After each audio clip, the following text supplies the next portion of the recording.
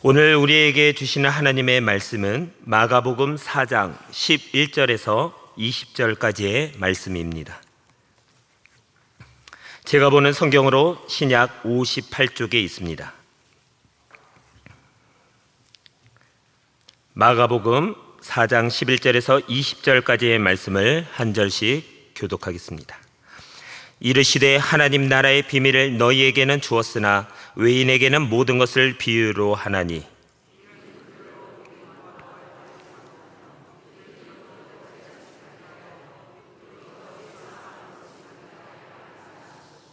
또 이르시되 너희가 이 비유를 알지 못할진대 어떻게 모든 비유를 알겠느냐. 말씀이 길가에 뿌려졌다는 것은 이들을 가리킴이니 곧 말씀을 들었을 때 사탄이 즉시 와서 그들에게 뿌려진 말씀을 빼앗는 것이요.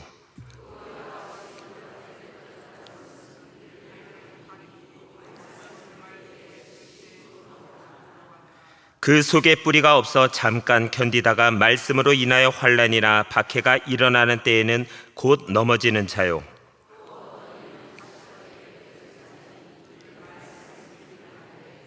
세상의 염려와 재물의 유혹과 기타 욕심이 들어와 말씀을 막아 결실하지 못하게 되는 자요.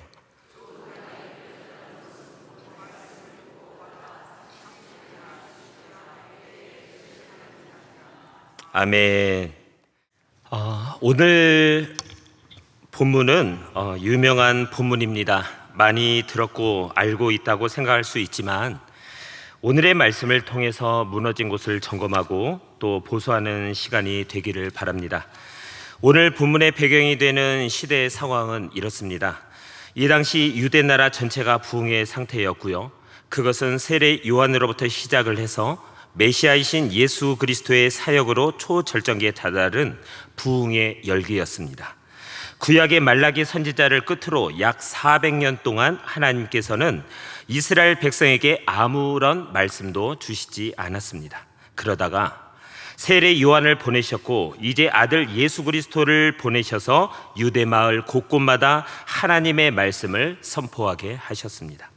많은 사람들의 병이 나았습니다. 귀신들이 떠나갔습니다. 그래서 12제자를 비롯한 수많은 사람들이 예수님을 따라다녔습니다. 예수님이 가시는 곳마다 엄청난 열기와 기적과 부흥이 파도처럼 몰아쳤습니다. 지금 예수님이 설교하고 계세요. 여기 수많은 청중이 해변가에 모였어요. 하지만 예수님께서는 흥분하지 않으셨습니다. 오히려 구름대처럼 모여드는 사람들을 향해서 아주 중요한 말씀을 하십니다. 예수님은 사람들의 겉으로 보이는 이 강렬한 감정적인 반응이 오래가지 못한다는 것을 알고 계셨습니다. 이들이 정말 말씀을 영혼의 깊은 곳까지 흡수하지 못한다면 마치 구멍난 그릇에 물을 붓는 것처럼 아무 소용이 없다는 것을 너무 잘 알고 계셨기 때문입니다. 오늘 본문의 말씀인 이 씨 뿌린 자의 비유는 그 당시 이스라엘 사람들은 농경문화, 목축문화였기 때문에 예수님으로부터 듣는 이 예화가 굉장히 친근하게 다가왔을 것입니다. 오늘 씨 뿌리는 비유를 통해서 하나만 체크하시면 됩니다. 바로 삶을 대하는 동기입니다. 씨 뿌린 자가 씨를 뿌리는데 4종류의 땅이 있다고 했습니다. 첫째는 씨가 길가에 뿌려진 경우이고, 둘째는 씨가 돌밭에 뿌려진 경우이고, 셋째는 씨가 가시덤불에 떨어진 경우, 넷째는 씨가 좋은 땅에 떨어진 경우입니다. 예수님께서 갑자기 이 비유를 통해서 군중들에게 말씀하신 이유가 무엇이죠? 바로 그 이유가 본문 11절에서 12절에 나오는데 내용인즉슨 하나님 나라의 비밀을 너희에게는 주었으나 외인에게는 모든 것을 비유로 해서 보아도 알지 못하고 들어도 깨닫지 못하게 해서 죄의 용서함을 받지 못하시게 하시겠다는 것입니다. 예수님께서는 하나님의 나라의 영적인 비밀을 아무에게나 막 남발하지 않으셨습니다. 그것은 우리도 그렇지 않습니까? 우리 자신의 속내를 내가 사랑하지도 신뢰하지도 않는 사람에게 막 털어놓지는 않잖아요. 예수님께서도 하나님의 말씀을 하나님이 사랑하시는 자녀, 하나님께 순종하는 자녀들만 들을 수 있도록 영적인 코드를 걸어 놓으셨습니다. 그래서 일반 사람들은 이해하지 못합니다. 강팍한 사람들, 자기의 지식을 의지하는 사람들, 교만한 사람, 자기 경험을 중요시하는 사람, 재미만을 추구하는 사람들은 말씀을 들어도 깨닫지 못합니다. 우리가 영어를 처음 배울 때, 아직 영어를 모를 때 외국인이 영어로 대화하는 것을 들으면 무슨 말인지 모르니까 답답하겠죠. 우리가 영적인 깨달음 없이 하나님의 말씀을 들을 때도 이와 같습니다. 자, 우리가 하나님의 말씀을 들을 때 감동이 있고 은혜를 느낀다면 말씀을 깨달았기 때문인데, 깨달았다는 것은 하나님이 열어주셨다는 뜻입니다. 내가 똑똑해서 은혜 받은 것이 아니라 하나님이 열어주신 것입니다. 우리가 오늘 이 말씀을 통해서 앞으로는 전심으로 진짜 예배를 드려야겠다, 무엇을 선택하기 전에 기도를 먼저 하고 결정을 해야겠다, 하나님을 찬양할 때 온 마음을 담아 찬양해야겠다, 이런 마음이 든다면 그것은 하나님이 하신 것입니다. 그래서 말씀을 듣고 감동을 받고 변화가 생긴다면 그것은 복인 것입니다. 예수님께서는 이 씨 뿌린 자의 비유를 통해서 말씀하시는 씨는 무엇이죠? 14절에 보니까 씨는 하나님의 말씀입니다. 그러므로 씨의 품질에 대해서는 따질 필요가 없어요. 최상품입니다. 문제는 그 씨가 떨어진 토양이 어떤 땅이냐, 땅의 상태에 따라서 말씀의 결말이 결정이 됩니다. 말씀이 떨어지는 토양이 바로 우리의 마음밭입니다. 자, 첫 번째 마음밭은 길가입니다. 여기서 길가는 밭과 밭 사이에 있는 좁은 길을 의미합니다. 이 길의 특징은 사람들이 많이 밟고 다녀서 표면이 굳었다는 거예요. 그러니까 씨가 안으로 파고들어서 뿌리를 내리기가 굉장히 힘이 듭니다. 많은 사람들이 밟아버린 땅, 쉽게 말해서 세상에 물든 마음입니다. 세상의 색깔이 너무 진하게 들었어요. 그래서 인간적인 생각과 지식, 고집이 너무 강해진 사람이에요. 너무 세상을 열심히 바라보고 있는 사람이에요. 세상에 경험이 많고 산전수전 다 겪어서 자신의 경험과 고집이 많은 사람들이 여기에 속합니다. 그런 사람들한테는 하나님의 말씀이 들어가기가 쉽지 않습니다. 그래서 하나님의 말씀은 어렸을 때 듣는 것이 가장 좋습니다. 아는 것도 없고 인생의 경험도 없어서 스폰지가 물을 빨아들이듯이 말씀을 있는 그대로 흡수하거든요. 그래서 교회 학교가 정말 중요한 것입니다. 고린도전서 2장 14절에 보면 하나님은 똑똑한 사람과 똑똑하지 않은 사람을 구별하시는 것이 아니라 육에 속한 사람인지 성령에 속한 사람인지를 구별하신다라고 기록이 되어 있습니다. 육에 속해 있다라는 것은 쉽게 말해서 세상적인 게 너무 가득 차 있다라는 거예요. 교회 오면 교회 분위기는 느낄 수 있는데 진정 천국은 경험하지 못한다는 것입니다. 말씀이 자기 안에 뿌리 내리지 않았기 때문입니다. 그러면 이런 분들은 어떻게 해야 되죠? 이 강팍해진 마음은 어떻게 해야 할까요? 바로 이 마음에 성령의 불이 떨어져서 깨져야 합니다. 영혼의 교만이 부서지고 독성과 아집이 부서지는 역사가 언제 일어날까요? 바로 하나님께서 고난과 광야를 주시고 부흥의 불길을 주실 때 내 마음밭이 기경이 됩니다. 그래야 세상적인 사고방식으로 성경을 판단하지 않게 됩니다. 마음밭이 너무 굳어서 길가에 말씀을 그대로 두면 무슨 일이 생기죠? 새가 와서 쪼아 먹어버리죠. 여기 아주 중요한 영적 비밀이 있습니다. 이 새가 뭡니까? 15절에 보니까 우리의 대적 사탄입니다. 말씀이 떨어졌는데 사탄이 와서 말씀을 빼앗는다는 거예요. 여러분, 지금 말씀 듣는 시간이 영적 전투 중인 것입니다. 전투에서는 타이밍이 생명이에요. 내가 공격하지 않으면 적한테 공격을 당합니다. 사탄은 우는 사자처럼 말씀이 내 안에 떨어지는 것을 확 채갑니다. 말씀은 예수님 믿지 않는 사람들을 구원 얻게 하고 구원받은 사람들의 하나님의 사람들에게 새 힘을 주고 능력을 주죠. 마귀는 그 말씀의 능력을 너무 잘 알고 있어요. 그 말씀이 들어가서 게으른 사람이 부지런하게 되고 더러운 생각을 하던 사람이 깨끗한 생각을 하게 되고 음란한 생각을 하던 사람이 음란을 버리고 폭력적인 사람이 온순하게 되고 마음으로 미움으로 가득 찬 사람이 용서의 마음을 품게 되고 말씀에 들어가서 물이 포도주가 되는 역사를 잘 알고 있습니다. 이 말씀이 들어가서 가정이 회복이 되고 습관이 고쳐지고 새로운 비전이 들어가고 지역이 변하고 나라가 변하고 열방이 변한다는 그 사실을 마귀는 너무 잘 알고 있죠. 하나님의 나라가 말씀을 통해서 확장된다는 것을 너무나도 잘 알고 있습니다. 그래서 마귀는 목숨을 걸었어요. 마귀의 우선순위는 우리에게서 하나님의 말씀을 빼앗는 것입니다.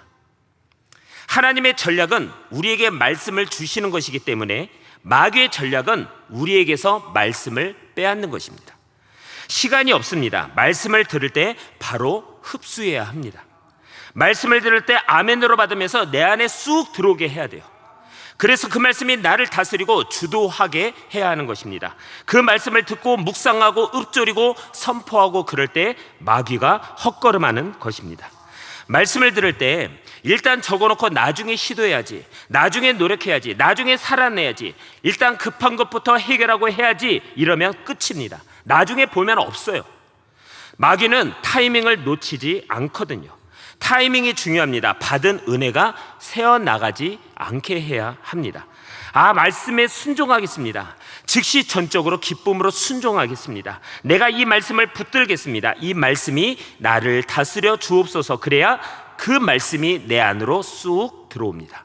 오늘 이 시간에 즉각적으로 반응하는 우리가 되기를 바랍니다. 두 번째는 돌밭에 떨어진 씨가 있다고 했습니다. 돌밭은 밭인데 그 위에 흙이 얇게 덮여 있어서 사람들이 일반 밭인 줄 알고 있었어요. 표면에 있는 흙 때문에 싹이 빨리 나지만 뿌리가 내릴 수 없기 때문에 햇빛이 강하게 내리쬐면 말라버리고 맙니다. 이런 부류의 사람들에 대해서 예수님은 뭐라고 하십니까? 16절부터 17절에 보니 말씀을 들을 때 즉시 기쁨으로는 받으나 그 속에 뿌리가 없어서 잠깐 견디다가 환난이 있을 때 넘어진다는 것입니다. 다시 말하면 이런 사람들은 하나님의 말씀을 들을 때 즉각적입니다. 말씀을 받을 때 기쁨으로 받는다는 거예요. 감정에 충만해서 감정으로 반응해요. 사람들은 그것을 보고 칭찬을 일색하죠. 하지만 사람의 진가는 실현과 시간을 통해서 검증이 됩니다.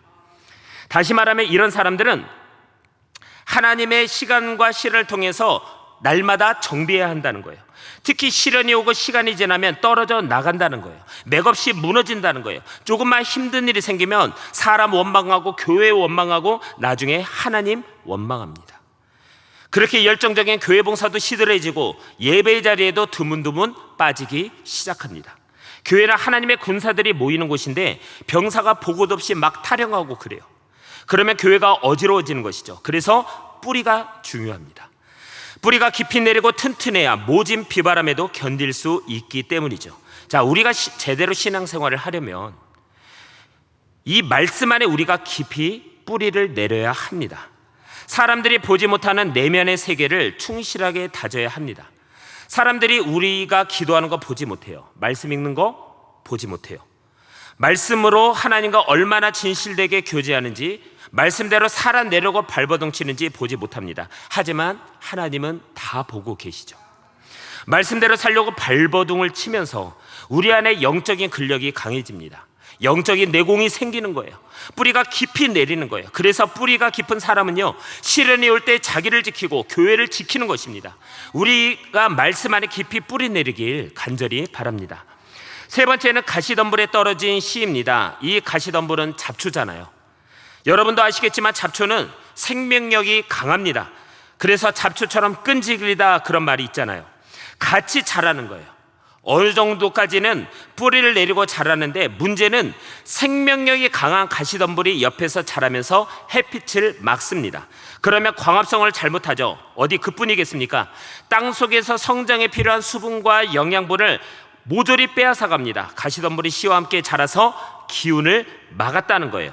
숨통을 막았다는 뜻입니다. 자라긴 자라는데 비실비실하고 말랐어요. 간신히 숨만 붙어있는 상태라는 것입니다. 바로 무기력한 크리스천입니다.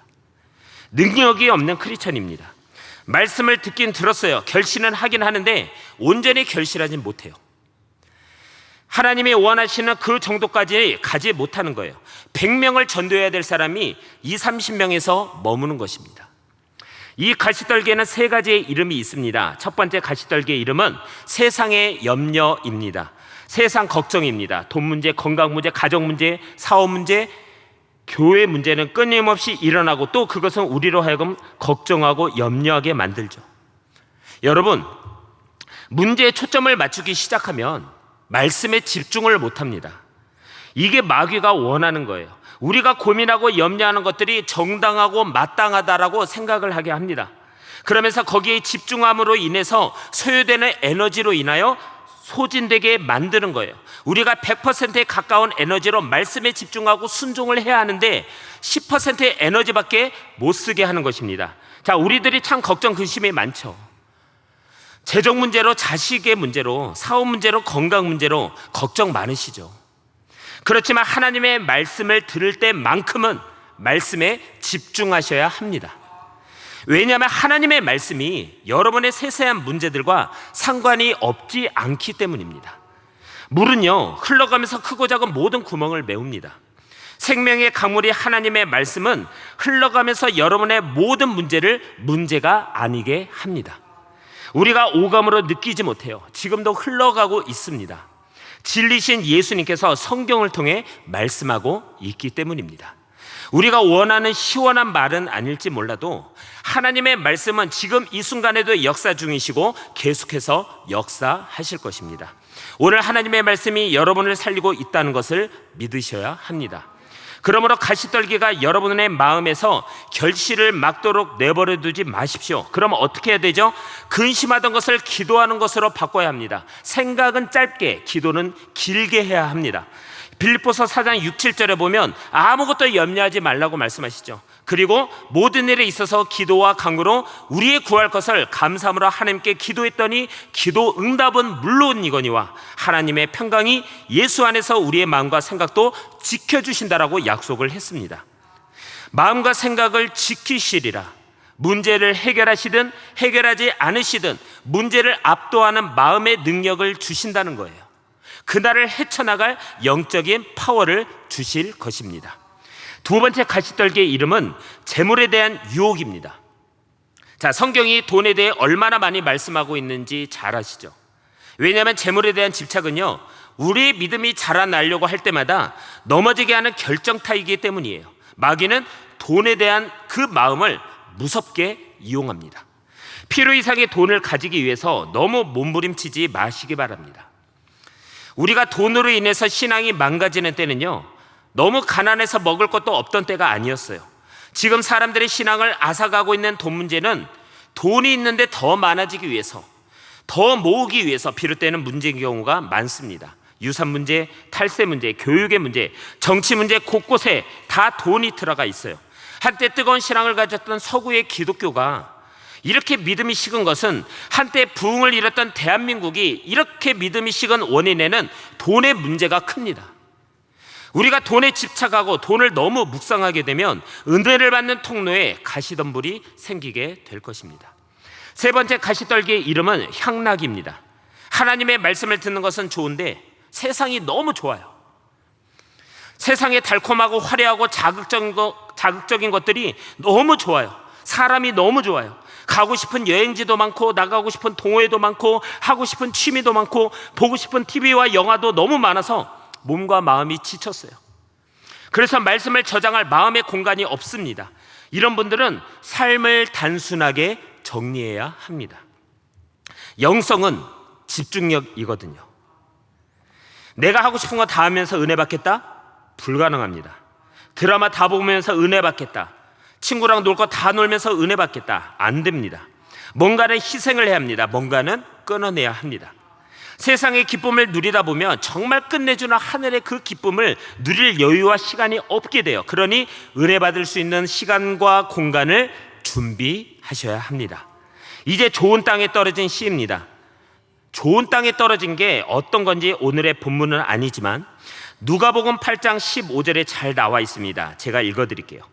좋은 땅에 있다는 것은 착하고 좋은 마음으로 말씀을 듣고 지키어 인내로 결실하는 자니라.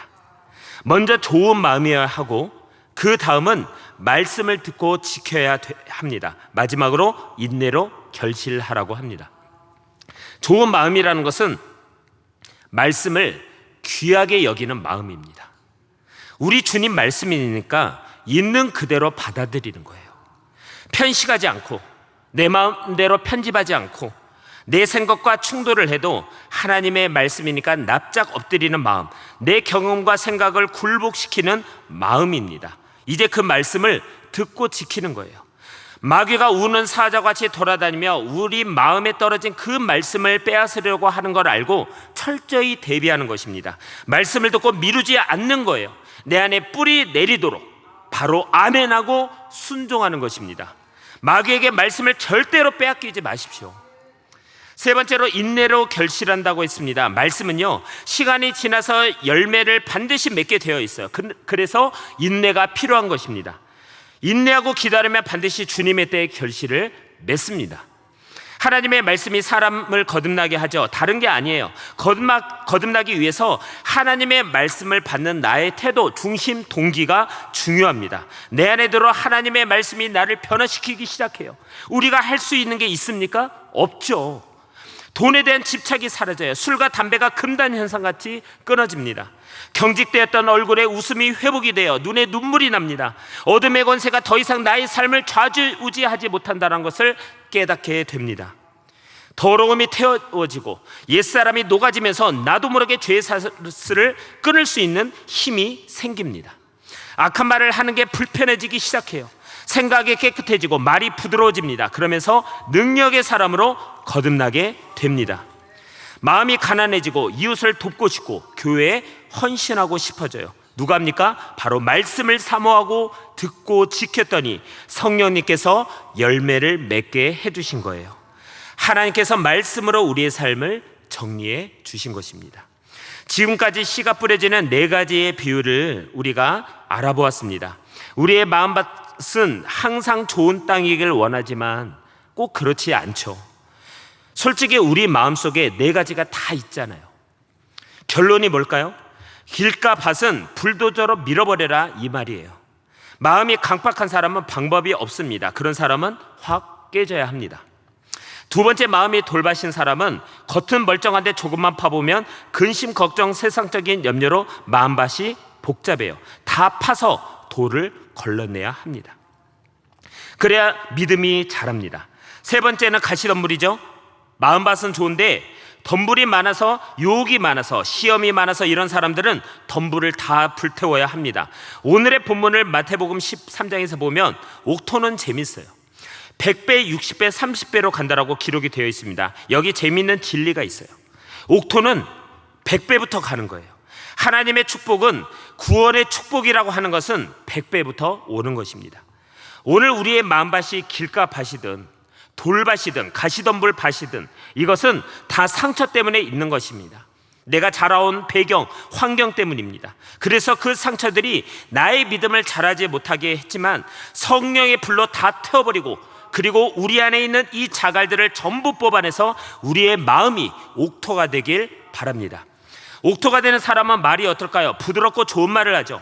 언제나 다른 사람들의 장점을 보고 좋은 말만 계속 나오는 거예요. 사실 사람은 장점보다는 단점이 많죠. 그런데 그것을 안 보기로 결정을 한 것입니다. 사랑하기로 결정한 거예요. 이분이 바로 하나님이세요.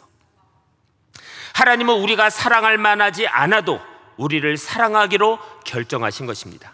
하나님은 사랑이시니까요. 씨 뿌리는 농부, 그는 예수 그리스도이십니다.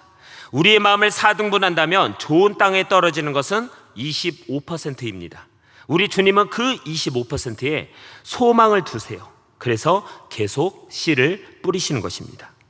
하지만 정말 감사한 것은 우리 안에 계신 성령 하나님께서 순간순간 깨닫게 하시고 때를 따라 돕는 은혜를 주신다는 사실입니다. 우리가 하나님의 말씀에 따라 이 시간 돌이킬 때 성령의 불이 오늘 이 시간 우리 마음에 부어져 잡초가 다 제거가 되고 좋은 땅으로 기경해 주실 줄 믿습니다. 그리고 그 역사를 진짜로 경험하는 우리 사랑하는 성도님들 되길 간절히 바랍니다. 기도하겠습니다. 주님, 오늘 이 씨 뿌리는 비유를 통해서 우리 신앙의 동기를 점검하기를 원합니다. 무너진 곳을 점검하고 또 잘 보수하여 장성한 믿음의 분량을 소유한 하나님의 자녀로 성장하는 데 멈추지 않도록 인도하여 주옵소서. 우리 삶의 주인이신 예수 그리스도의 이름으로 기도드리옵나이다. 아멘.